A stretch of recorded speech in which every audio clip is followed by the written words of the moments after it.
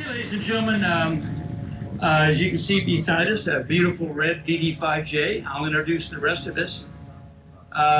Sitting in the middle here is Jim Bede Jr. Brian Ingraham on the end. I'll give you some more details in a minute. My name's Joe Waltz. I'm on the Homebuilt Aircraft Council and also represent Chapter 302 in Conroe, Texas. So this is Homebuilts in Review, which we do twice a day. Hope you maybe enjoyed a few of our previous engagements. We've only got 3 left, this one and 2 more before the end of the show. Anyway, we've got different aircraft every time, and this is fun to be talking about an airplane of this vintage, because one of our concepts of Homebuilts in Review is we talk about anniversary aircraft, unique aircraft, something that maybe you've never heard of before, and this airplane fills all those categories.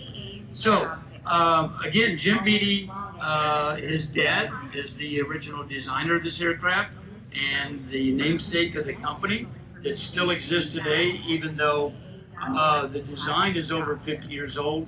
The product line keeps going on, and we're going to hear more about that. Brian Ingraham is on the board of directors of the Bede Family Foundation that is keeping the Bede line alive. We can talk a little bit more about that foundation later. Brian is also a DAR. In fact, I think he's our personal chapter DAR. He's probably certified more aircraft in our chapter than anything else because he's a good guy. He shows up if he's not on his boat.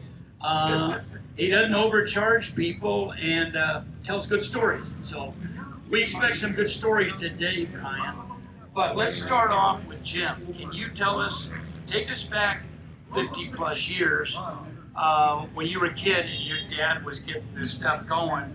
Talk about his designs, but also all those different people that everybody will remember their names that he interacted with. All righty, well, thank you very much.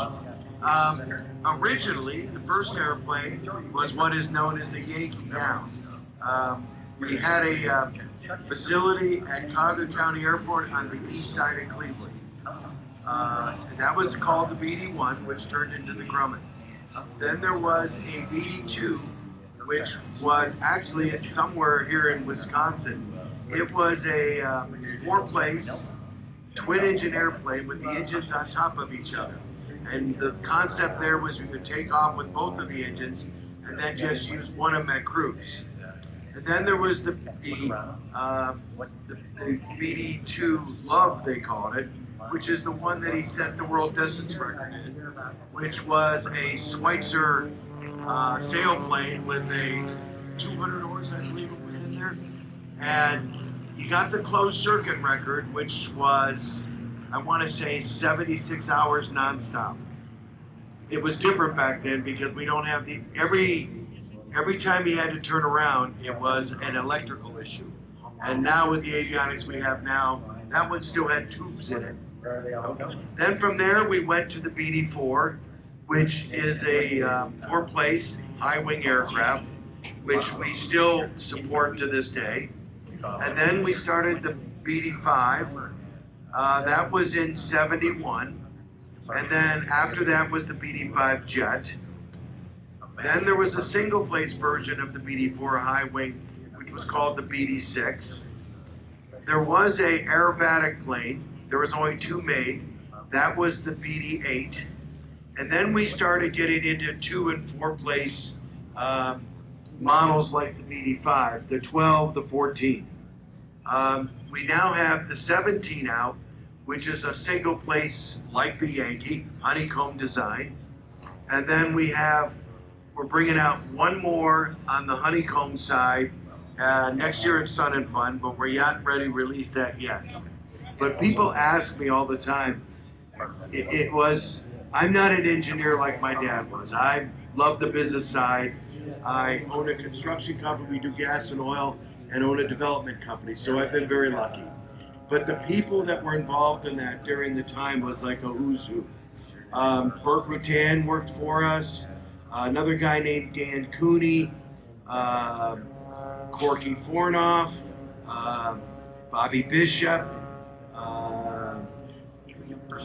Tom Pogresny flew for us. So it was a different time. That most of that R&D work was done out in Newton, Kansas, and I run into a lot of people that used to work for my dad out there, and they said of all the jobs I've ever had, that was probably one of the coolest, if not. It was like Disneyland. They got to try things and build whatever they wanted to try. The aerobatic team, for instance, on the jet, there were Coors Silver Bullet. There was the Sonics jet team. I don't think there was the third one, was there?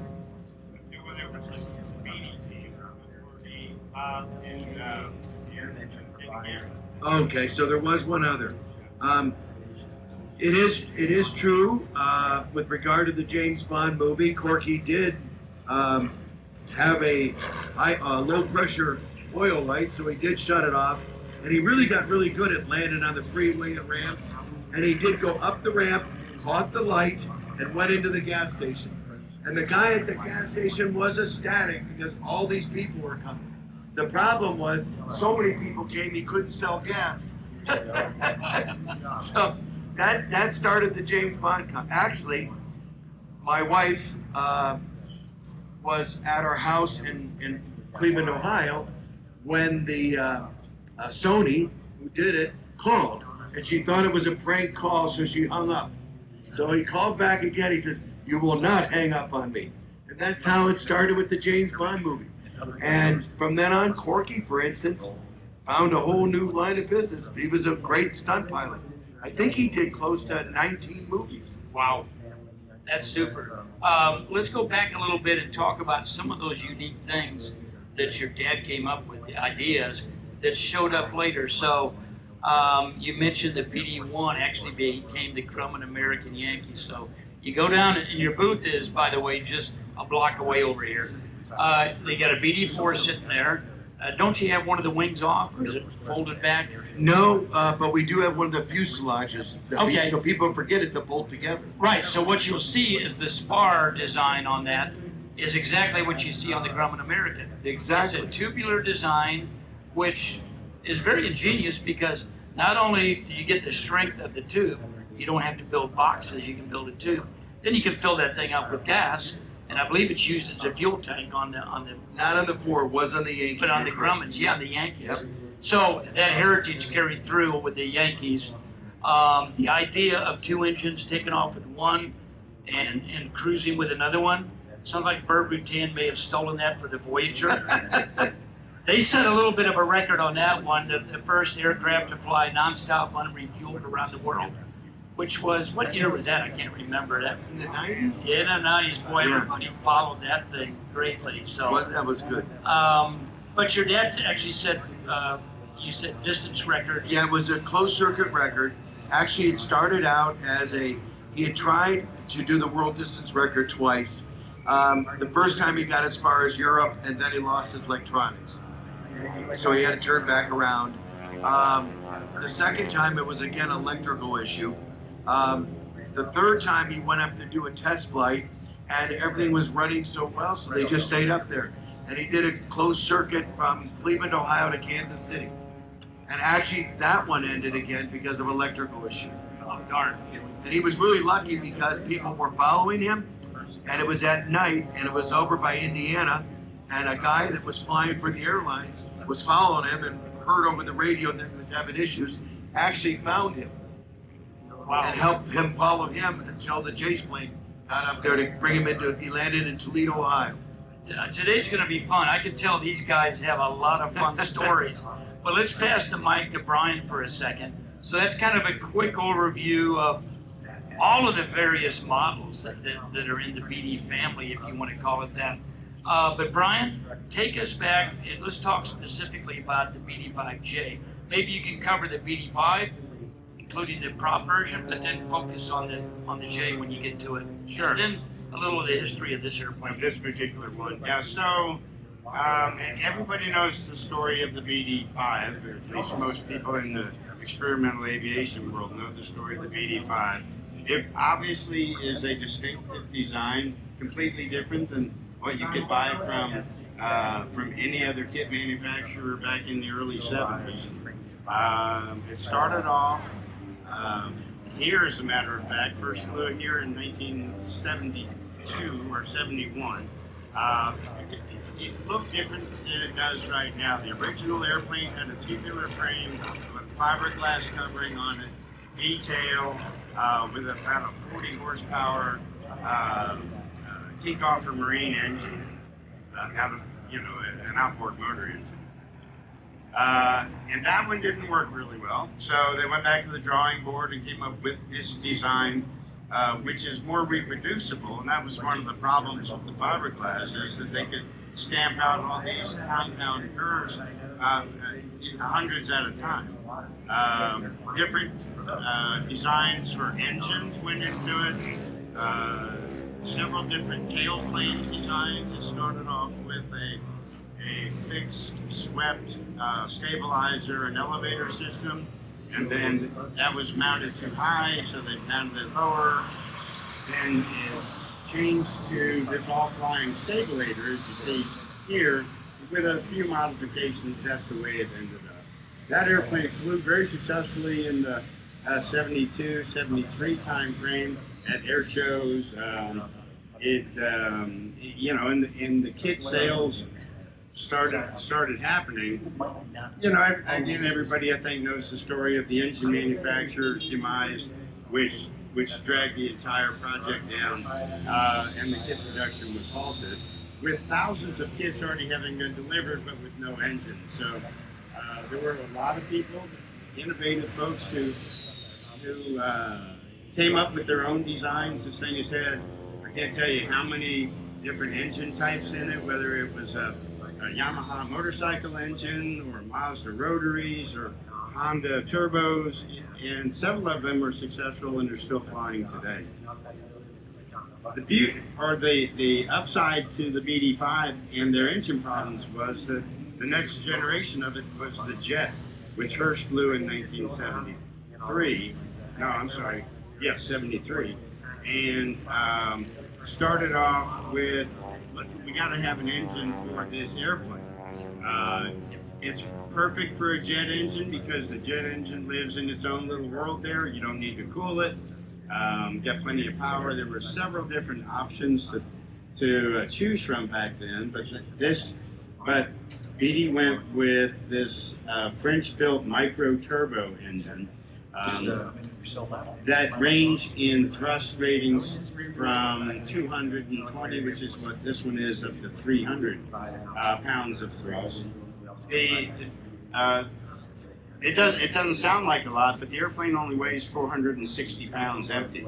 So, if you put 220 pounds of thrust into it, that's an empty weight ratio of 2 to 1. Of course, you don't fly it at 460 pounds. You got to put fuel in it. That helps. I got to put my fat keister in it, and that takes up a little bit more of that useful load. But we fly it. This one flies at about 900 pounds, and still with the 220 pound thrust.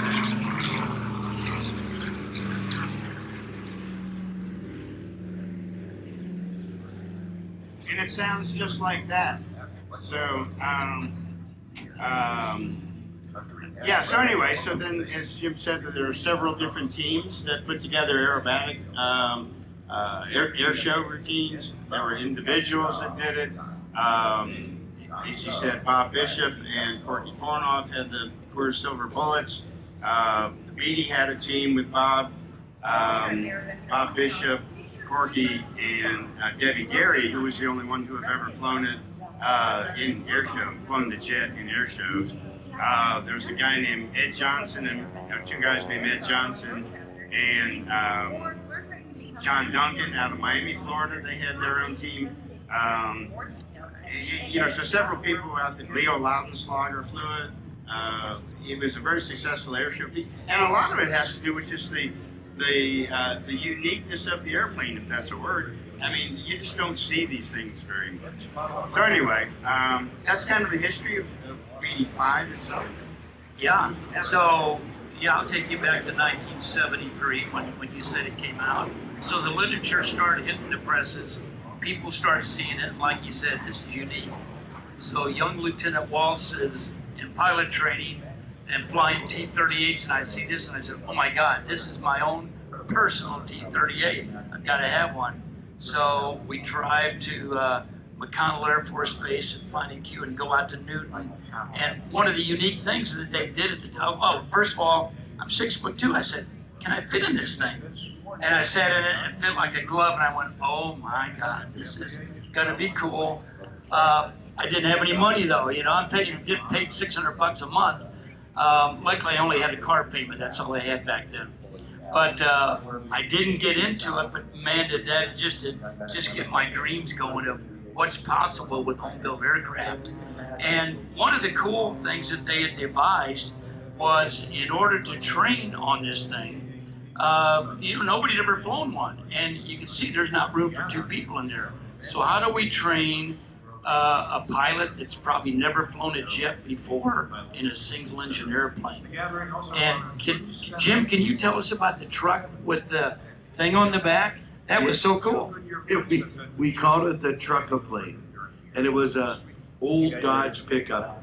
And we actually had it here one year, and we gave rides in it for 6 or 7 days.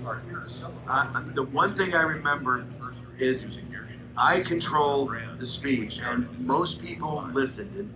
And at 40 miles an hour, would lift up, okay, and fly, and they could turn left or right, they could go up, but it really did give them a good feel. Yeah, so you got a truck with a cantilevered arm and an airplane on it. Yep, and that way they got their depth perception, a good line of sight for the airplane, and most of the time, one guy would go over like this, and I'd have to wrestle the truck back over.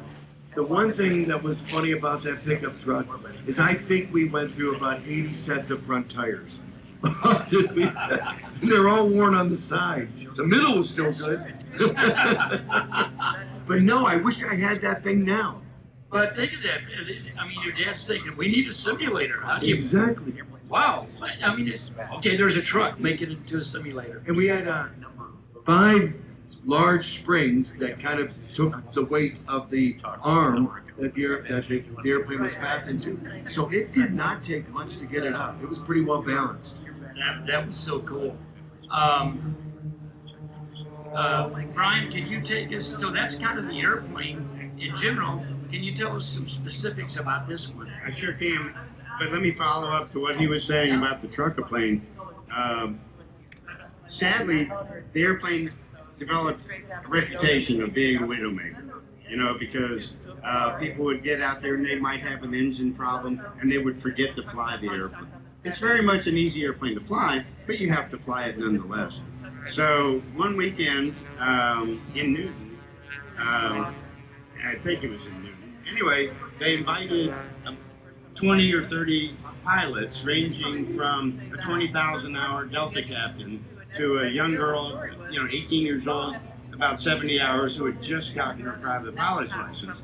And they invited them in, gave them the ground training on it, put every one of them in the truck-a-plane, and then put them in a real airplane after about 9, runs down the runway in the truck-a-plane, and every one of them took it up and enjoyed it. Safe flight, safe landing.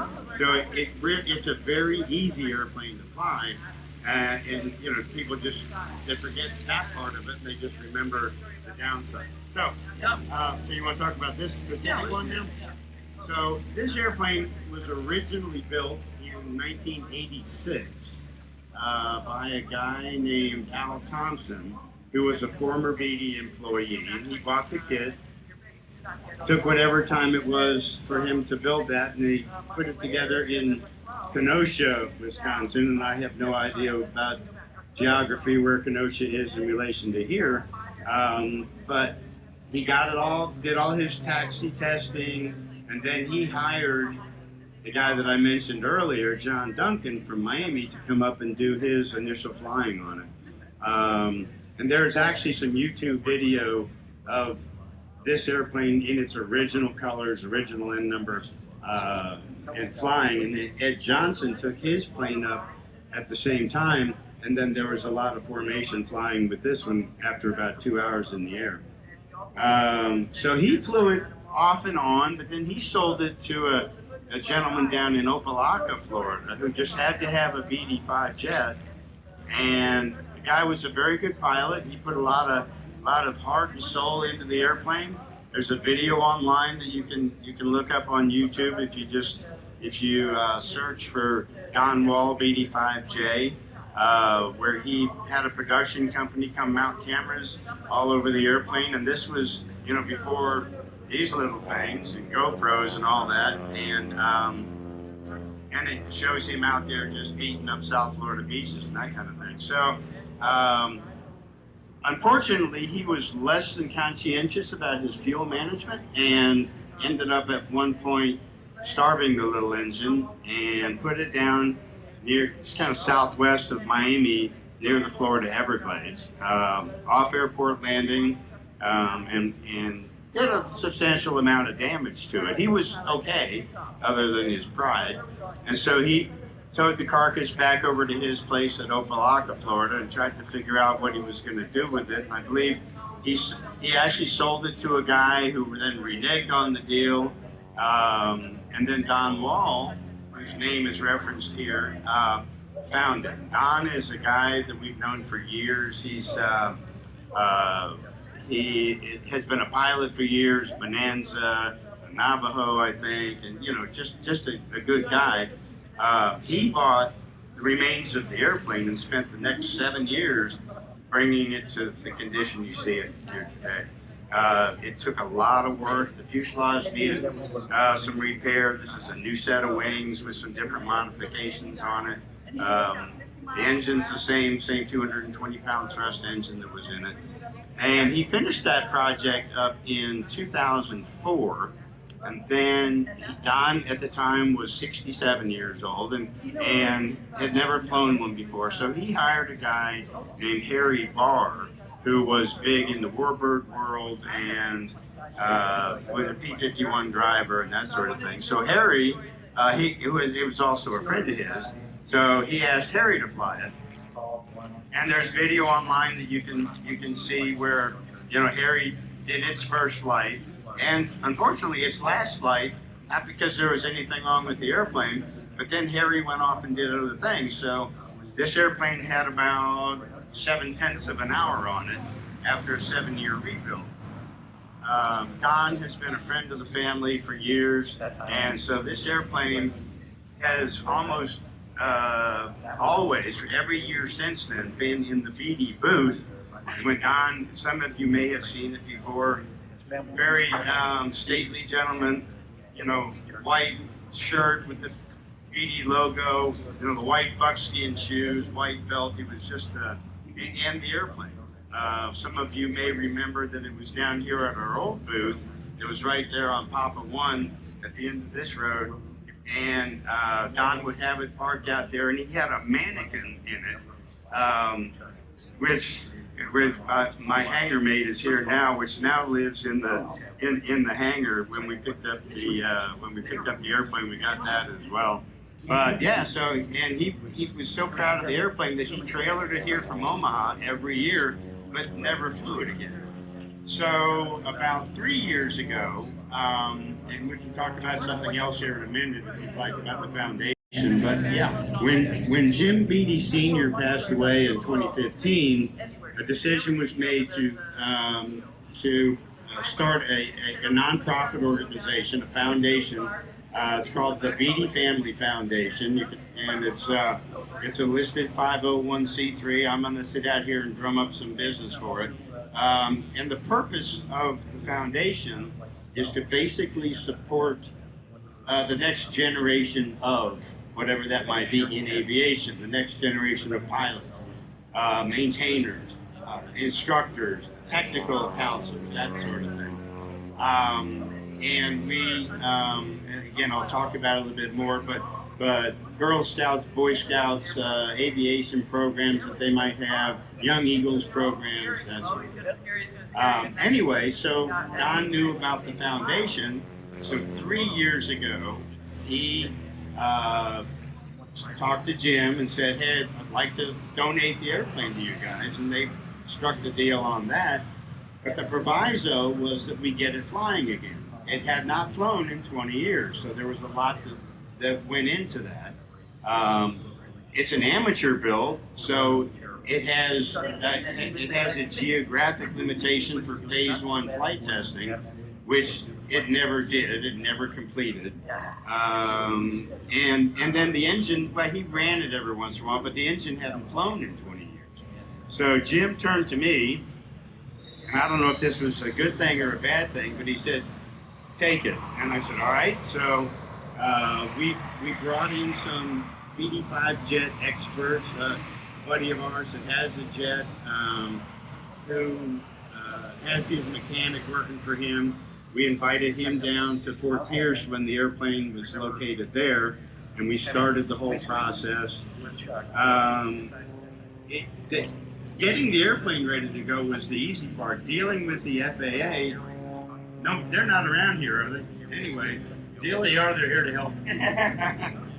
So dealing with the FAA was the toughest part because it's a turbojet. The regulations require an approved inspection program. So finding somebody in the FAA that knew how to do that was interesting. And then secondly, once that was all done and the aircraft was in a condition for safe operation, I needed to get a type rating in it to fly it, which is another effort in itself, based on the fact that how in the world do you get a type rating in a single-seat aircraft that doesn't have a type design? So that whole process took about 2 years, and so I first flew it, started flying it back in September of 2023, based out of our now new home base for the foundation at Angleton, Texas, which is south of Houston, about 30 miles. So all the training that went into it, was one thing. But anyway, so after Don donated the airplane, he really wanted one thing he wanted to do was see it fly again. His baby only flew the one time, and he saw. And so in 2023, after we had all the bugs worked out of it, we invited Don. And I know you folks probably don't know who Don is anyway, but Don, he's got 5 daughters, the poor guy, but we invited him, he and his whole family down to South Texas to watch it fly again, and we just had a real great day of it. He got to see the airplane again, put together. He got to see it fly, and ever since then, I've been using it. I've been using it to support the mission of the foundation. Well, first of all, I get to fly a really cool airplane. And second of all, I use it to draw attention for the foundation, draw donations. We take cash, we take airplanes, we take no kids. I did take a dog. But yeah, so we've had a lot of support, and the foundation is just now getting rolling, and I'd be glad to answer any questions about that. Well, we'll get into the foundation at the end, but Jim, can you fill in some details about what are some numbers that you can see with a BD-5, some stalls and weights? Brian already mentioned weights. Well, but you might be better at that now. Oh, okay. Well, we'll let him keep going then. Yeah, that's the one thing I'm better at than Bede. Yeah. Okay. So the interesting part about this whole BD-5 story is that it has such a bad reputation. But I got to tell you, it flies. It flies. It's like an airplane. If you want to make the houses look smaller, you pull back. And it has no unsafe hazardous handling characteristics. It's very controllable all the way through. Now, it does have a higher stall speed than your normal Cessna, Piper, Beech, Cobra, Pixie. This airplane stalls dirty at 72 knots. And it's 78 knots with all the, with the gear and the flaps up.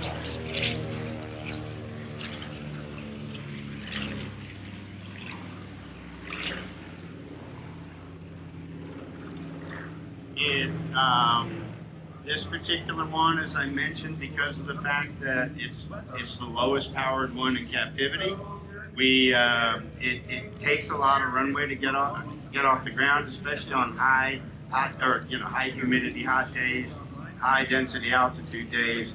And when I say a lot of runway, normally you see an airplane like this off the ground in 500, 600, 700 feet.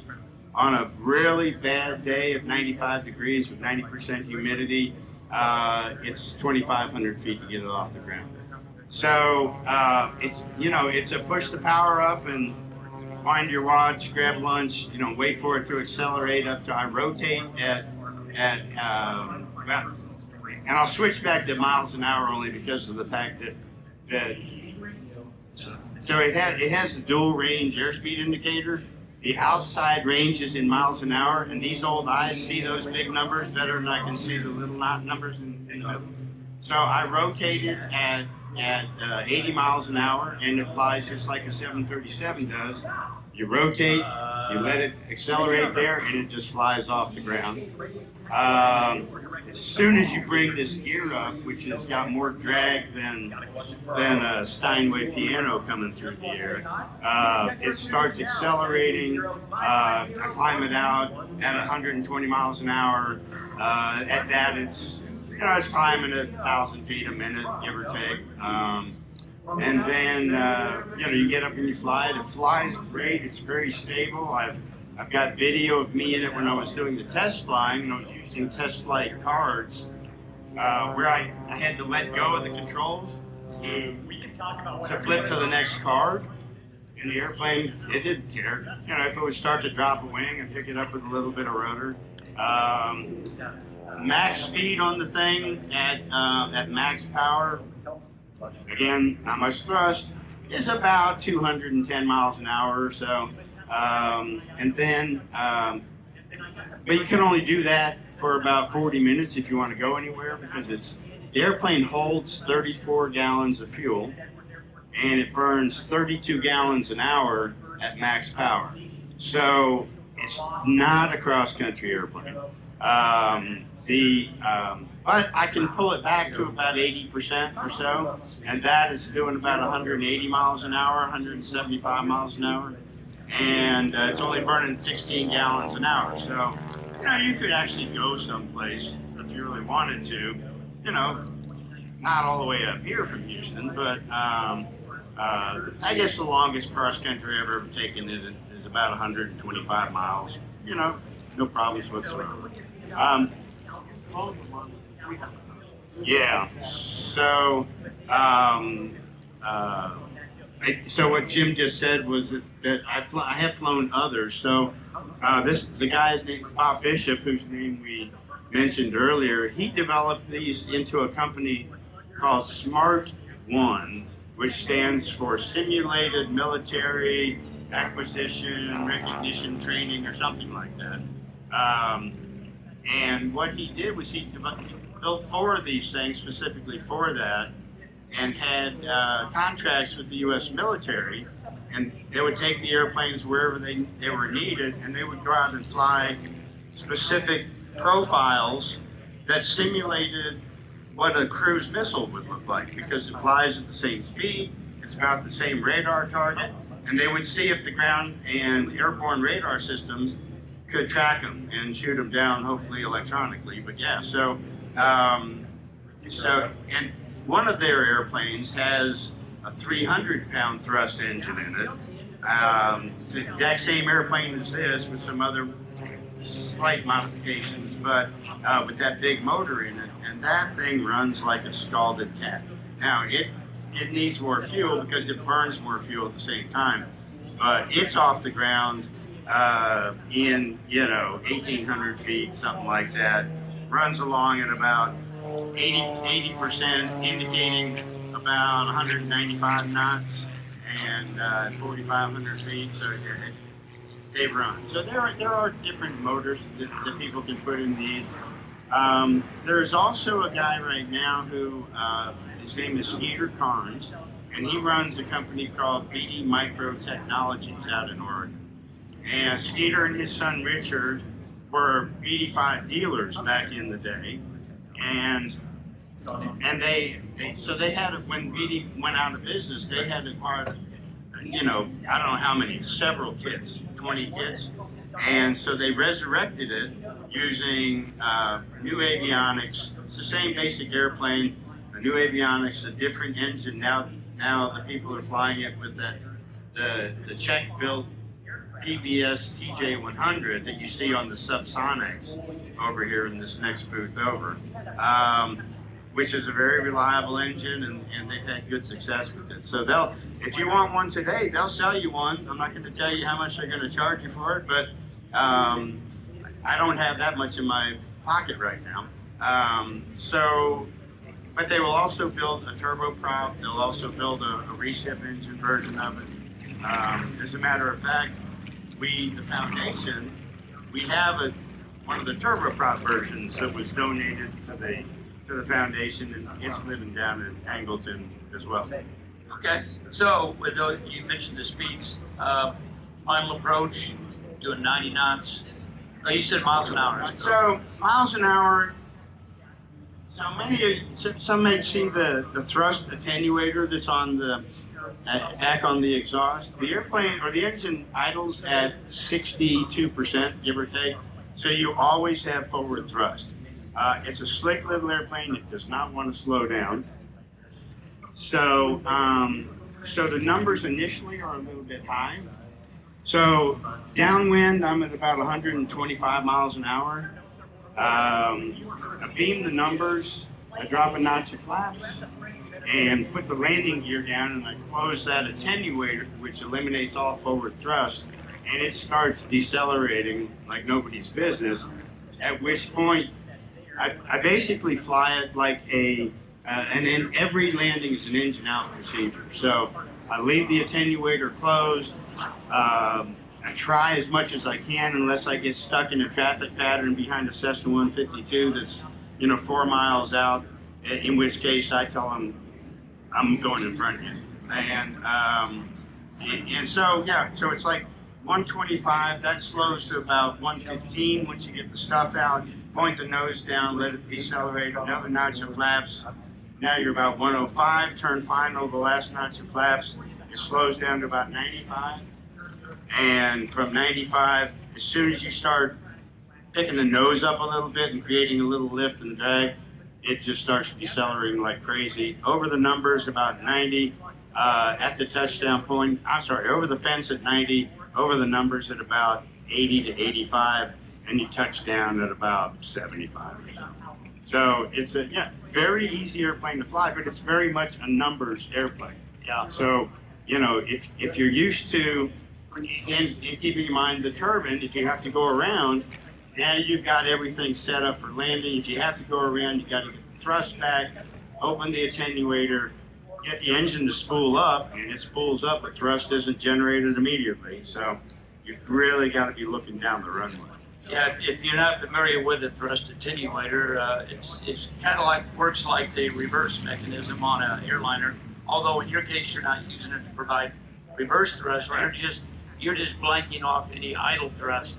But also, attenuators are used to be able to keep the engine spooled up for the go-around, but you're not using it for that either. No, I don't, and I could, because there's no limitation on in the air what the attenuator can do. So I don't keep it spooled up.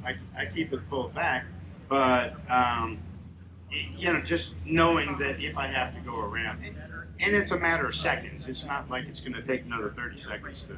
So it spools pretty quick. Oh, it comes right back, but it's not like a prop. It's not like a recip engine where you're going to get thrust immediately. But it's not like an F-86 out here that takes No. 20 seconds to get from idle to Exactly. Yeah, and then the landing, because you're touching down at 75 miles an hour, and it immediately decelerates. You can use a little bit of aerodynamic braking. 1,500 feet. If the first turn off is 1,500 feet, I got to add power to get there. Yeah. Okay. Yeah. Jim, you had something you wanted to add on to that, I think. To keep the. Oh yeah. So, Yeah, that's a really cool idea because actually it does kind of look like a cruise missile. Yeah. And I mean it's that same size, same platform. It's exact. Yeah. It's got the radar signature of a cruise missile. Does it? Yeah. Yeah. Cool. And So- is that still being used? Yeah. Yeah. So Bob had the company, and Bob had been flying the BD-5 since the 70s, and has a house on an airstrip out in Arizona. I think he actually moved now, but anyway, he finally sold the business to a gentleman named Art Knowles, and Art was big in experimental aviation as well. Art has the only two privately owned and operational Harriers, and he has one of them that's flying and one of them that is that he's putting together. He actually flew it here once. I can't remember exactly when it was, but Art bought the company, and then because there's a gentleman named Justin Lewis, who was the guy that I went through the training on the airplane with, and is very influential in the BD-5 world. He's got the only FAA-approved BD-5 training program. He has one of the BD micro technology BD-5s that he's used to fly in air shows here and a lot of other places. But he knows Art. He has flown for that under that thing. That's how I got involved with it. Because Justin called me and said, "Hey, you want to fly some cool airplanes?" And I was like, "Sure, I do." So yeah, great. Yeah. Can we go back to Jim a second? So that's a great history of the airplane. And these guys will talk all day. They're just parked right over here.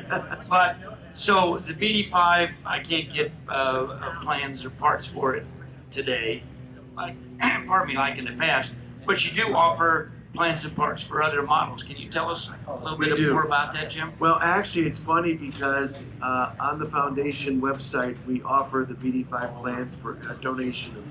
Oh, excellent. And you won't believe how many people still. One guy just likes them, put it on his wall.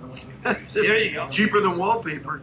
But yes, we still have the BD-4, which we support. We have the BD-17 and the BD-6. We have built some jet wings for the BD-5. Corky's jet was bought by a fellow in New York. Unfortunately, the museum drilled a hole through the spar to hang it, even though it only weighed 300 pounds. So Corky calls me up and says, "I need you to do a favor for me, buddy. They're not easy wings to build. They all have to be built by hand." So we built him a set of wings. But for the most part, if we ever did get back into it, we would change a few things, make it bigger. We all got a little bit bigger since the 70s. So, but no, we do support those three airplanes. We have the foundation. But yeah, for the most part, we're going to bring out one more aircraft, probably by Sun and Fun, and that's mainly because after the pandemic, a lot of the mom and pop vendors have closed. So we ended up buying all of our own machinery and doing stuff in house. And I probably should have done that 10 years ago because it's offered us flexibility. We make our own parts. It brought the cost down considerably. But yeah, and then Brian and I, for the most part, handle the foundation, which has been fantastic. You expand on the foundation. You mentioned that you're supporting future aviation, maybe not professionals, but interest. How do you do that? We first started out by donating the BD-4 fuselage to a school that met the criteria. The first one actually went to a school in Philadelphia. If they finished the fuselage and they got the landing gear, etc. The first thing we found out that the BD-4 was too big for most schools. They didn't have the room. They were building the wings in the hallway. So we changed it over to the BD-6. And what we found out was that if you're a kid growing up in a family that nobody else is in aviation, going to an airport is like a foreign country. They don't know what to say, they're scared. You wouldn't believe how comfortable they feel when they go in there and tell them they're building an airplane. They love it. It was by accident. I'd like to say we figured this out, but we didn't. The school in Philadelphia, he just now retired, and he wrote me a great letter, and he has kids that are in SpaceX. He has kids that are now flying for airlines. He has kids that are engineers. And he doesn't know if they weren't exposed to that, whether they would have picked that. We also do, my father was really big, he loved the Women in Aviation group. And they have a Hall of Fame, if you want to call it, over there by Burke Lakefront Airport in Cleveland. So we donate money for that. And generally we whenever we have, nobody takes any money out. So it's 100%. So it depends what the cause is. We don't have a certain criteria. If somebody comes to us with an idea that we like, and if we have any money in the kitty, we do it. We are still donating kits, and I just met 2 groups that are going to receive some BD-4 fuselages, and that's all I have, but they're willing to start with that because it's free. Yeah, and everybody likes free. Yes. Where's your manufacturing facility? It's located in Akron, Ohio. We have that facility, and we have a hangar there at Akron Fulton Airport where the blimp hangar is. And then we still have 2 buildings right now in Fort Pierce. Unfortunately, I have not had any luck finding somebody to run them. And then Brian, because he's close to his house, has talked me into renting a hangar there at the airport there. Yeah. So we actually have 3 facilities. Okay, sounds great. Do we want to move to Q&A? I think it's a good time, or do you have some other great stories for us? We got more stories, you know what to do. Yeah. Some of them we can actually talk about. Yeah. There's no young kids. Go ahead. No. You know, this business is a unique business. Yeah. And you really do. Bill Lear, for instance, he was over our house all the time drinking what my dad called smoke oil. And I was 16 and I had a Barracuda, and I'm putting the old 8-track in.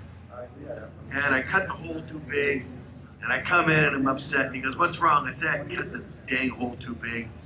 I had no idea that Bill Lear invented the 8-track. No. That's where he got all his money from. Really? And so about 3 weeks later, a truck pulls up, and it had every model in there, and he wrote a note, "Try it again." But you meet so many unique individuals in this over the years. Yeah. Yeah. I knew there was a connection with Energy. I couldn't figure out what it was. And they drank smoke oil. I love Yeah, that. the old smoke oil. Yeah. Super. Actually, we love to hear more stories about your dad and all those kind of things. Well, You yeah, had the inside story. Do you have any brothers and sisters? I do. I have 2 sisters and a brother. Okay. Neither one of them, except for my brother, is involved in the aviation. He did a lot of work with the BD-10. Okay. Okay. Unfortunately, he developed Parkinson's, or he would have been the next one to take over. Yeah. Yeah. Right now, we're looking at, just so everybody knows, like I said, my daughter is a doctor, and my son runs our construction business now. So I don't know where the next generation will be.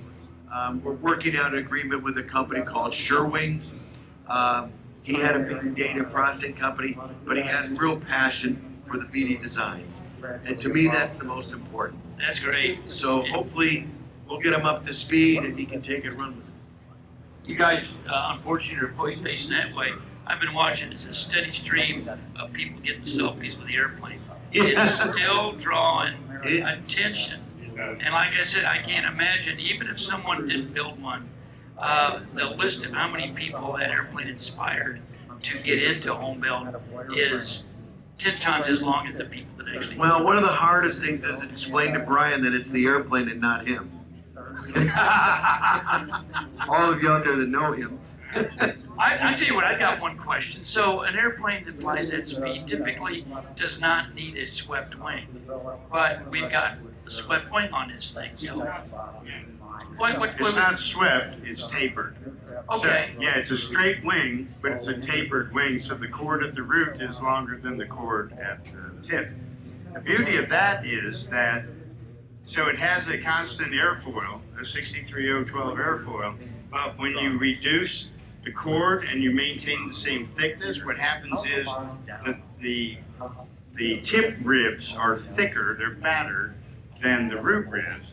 And the result of that is, and this was intentional on Jim's part, the result of that is that the root and the first third of the wing stalls before the tip does. So in the stall, you still have aileron control because the tip is still flying. Now, if you go deep into the stall, it's all over. You did that without twist then?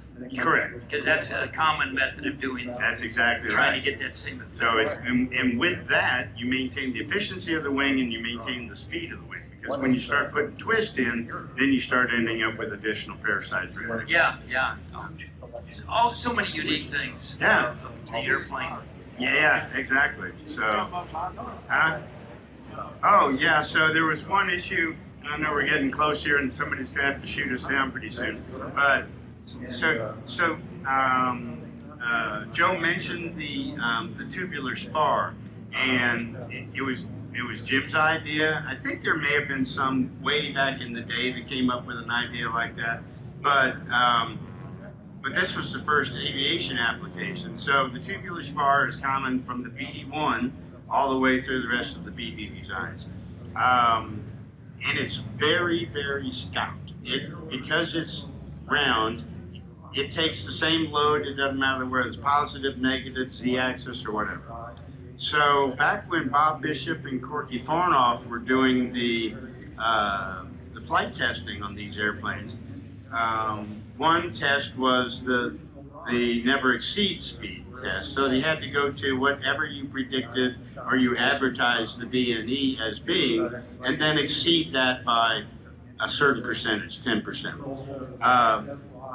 The airplane actually has a fairly low VNE speed in it, but they were out there doing the testing, and the scenario was that they were both flying BD-5 jets. They pushed over from about 8,000 feet, and they were going to just gain speed incrementally, just with the power, and so they got up to about 230 miles an hour, 230 knots. I'm sorry, 230 knots. And Bob's canopy came open, and if you look at the canopy, you can see that it actually articulates up and over, but it's also supported by somewhat spindly little supports because it's not meant to support anything other than the weight of that plexiglass. So instead of going up and over Bobby's head, it came up to about here, and then those supports failed, and the bow of the canopy came back and caught him square in the forehead. When that happened, he reflexively jerked back, and he pulled back on that little side stick controller with a very effective elevator, and he loaded it up to 14 Gs. And he pulled 14 Gs on the airplane instantaneously, and when he finally came to, the airplane was still flying. Corky was talking him down. They flew the airplane down. When they got it back on the ground, they had to calculate the G loading because the fact that the G meter was pegged out at 8 or whatever it was. But the 14 G calculation was made by measuring how much the wing bent and stayed bent. So the left wing bent up, and this all happened in the center section basically. The left wing bent up at 8 degrees, and the right wing bent up at 19 degrees, and the airplane still flew. They pulled it into the hangar, took it apart, took the center section out, bolted it back in. We actually had that center section that we used as the showpiece. Took that out, put the new one in, bolted the wing back on, and it was flying 2 weeks later. And the airplane is still flying to this day. A friend of ours named Peter Rennie up in Maine owns that airplane. That is incredible. That was the FAA happened to be out there because they were doing the certification for the prop version, which would have had a Zenoa engine in it. Okay, and the FAA guy looks at it and goes, "Well, we're done with that test." Pass. Okay, let's open it up for questions now and see what we get. What I'm going to do is walk over with a microphone, and we may get a little feedback, but we'll just have to move if that happens. Thanks for talking. When and where can we see it fly?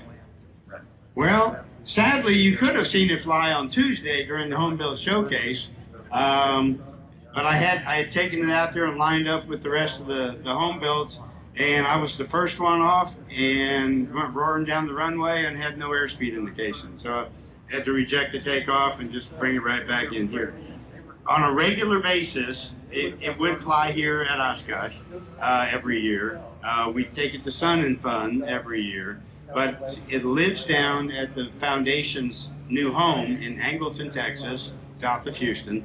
And I'm out there most weekends and buzzing around the field and beating up the airspace, and then I'll park it in front of the restaurant and try to drum up a little business for the restaurant. Maybe he'll give us a little kickback too, who knows. But yeah, so it'll fly regularly there or the airports around that whole Houston area. How many hours do you have on it? Total, I've only got about 50 hours on it. The airplane's got 140 or so. But those 50 hours are in 18, 20-minute snippets. So, it's that 50 hours is probably 150 flights. So You take off and the fuel low level like blinks on as soon as you rotate, right? no, it's actually fairly fuel efficient. I mean, I'm not. It does. It burns a lot of fuel. But like I said, once I climb up to 4,000 or 5,000 feet and I'm there in 4 or 5 minutes, pull it back. It's nice and cool up there. The engine's running good. Not burning a lot. I can tool around up there for, however long. Super. So, yeah. How high have you had it? 9,500 feet. Okay. It doesn't have any oxygen in it. This old brain needs oxygen. So, I could get it up there, The engine is certificated to, and it's actually a type certificated engine, but it's certificated to 26,000 feet. I'm not going to 26,000 feet, and B, there's no need to. So I've run it up to 9,500 when I was doing some of the specific tasks for the flight testing. Yeah, I was thinking most people associate jets with, higher altitudes. But so you can operate it down low and still have a lot of fun. Yeah. Plus jet fuel is cheaper than avgas. So. It isn't anymore. I guess, yeah, you're right. That's right. I mean, especially at my airports anyway. Yeah. So. It's a good restaurant with good fried shrimp. They do have good fried shrimp. Oh, that's great. Right. Okay, another question in the crowd. So, that doesn't bring us to an end of the stories. It just brings us to the end of this little meeting. Review real quick with y'all. They're just I believe it's right over here, just a block away. Yeah, booth 626. So if you just go past the Zenith right here, I think that's the Zenith, and go down 1 block. We're right at catty corner from the Vans. And I'm sure I could find more. If I want to find more information online, is it all through the foundation? You can either go to jimbede.com, which is the website for everything, or go to the Bede Family Foundation. Okay. Is there like a builders group online and people are not owners group maybe? For the BD-5? Yeah. Oh, there's tons of them. There's a guy who's got a BD-5 experimental Facebook page. There's a guy that's got a BD-5J build page. He's down in Australia. They're being built or converted all over the place. Oh, give Jim the mic. Tell us about the guy in Australia. Tell him about all the BD-4s. Oh, yeah. Well, actually, when the BD-4 first came out, Australia was the next country that approved experimental aircraft. And we have a ton of them down there. I love those people that, I kid them, they have blood pressure of 1/1. Nothing seems to bother them. But originally we had those fiberglass wing panels, which you would stack on, and they still have quite a few of those wings out there, and they work perfect for them. And they come in the group does. They come in about every 3 years to come visit, and they usually bring me a list of questions. And the one guy's asking me all the questions, and he gets the last one, he starts laughing. He goes, "No, I'm not going to ask you." I said, "What is it?" He goes, "We just want to know the true gross weight of the BD-4. But in Australia, we say, if you can put it in, it'll lift it." Well, okay, but And what engine do you typically use on a BD-4? the most popular is 180 horse. Okay. I have a 200 in mine. There's been everything from what was Ray Ward, a Chevy engine? Was it a Chevy? Yeah. Yeah. Okay. Some 260 horse. But I'd say across the board, the 180 is pretty much the same. And I always tell people now, I was surprised how well, and I don't know if you have one, the carbon fiber props. Yeah. No, I don't have one, but yeah. Yeah, that made a real difference in the rate of climb. Yeah. Super. Okay, well, why don't we wrap it up now so they can get back to their booth and y'all can visit them there with more questions. You know how to find them online. We've talked about where their factories and everything are located. So just want to thank both of you guys, Jim and Brian. Let me give you a handshake. And let's give them a round of applause for sharing their time with us. One more question. Tow it or taxi it? Oh, back? Yeah, it gets towed. I'm gonna push it. Yeah, I'm gonna push it. It's pretty easy. So, So what he's referring to is the other day after my rejected takeoff, they weren't exactly sure where I was, what I was doing. I told them I had rejected, and I was down here on Papa 1, and I had planned to come back down this road right here, which is how I had pushed it down. And the marshaller pulled up in front of me, said, no, just follow me. And we went up to this next road, and I said, do you want me to shut it down here? And he's like, nah, just follow me. And I'm taxiing down here through all these little kids, and, you know, they were, I mean, everybody was taking pictures of it. roasted marshmallows. Yeah, exactly. That's right. I stopped right over here for an ice cream real quick on the way. I told them to make it to go. Anyway, now it was, yeah. But like I said, right now, well, it does have some fuel in it, so it weighs about 500 pounds right now, so it pushes really easily. Super. Well, thanks a lot. 2 more home builds in review this afternoon. I'm not sure. It's called budget home builds. Are there such thing as a budget? Yeah, we're going to have to describe the budget. Yeah, So, you mentioned something about free being free. My comment is some of the most expensive stuff I ever owned, I got for free. exactly. There's no free cats or airplanes. Thanks a lot, everybody. Have a great show. And budget doesn't